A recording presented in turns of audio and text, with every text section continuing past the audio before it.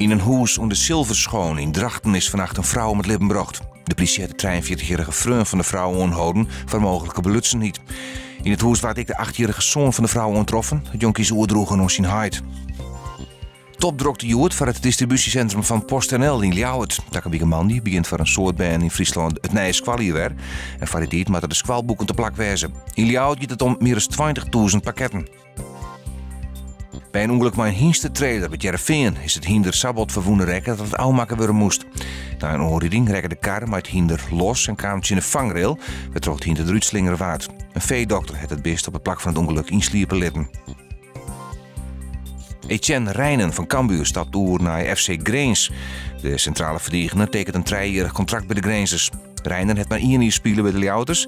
Daarvoor kwamen uit voor PEC Zwolle en AZ. Jong kon ze op een Rijn of Tonger bij. Het werd een gratis zandje. Letter vannacht komt er deze bij. Morgen buien, maar ik zinnen. Het wordt dan 21 of 22 graden.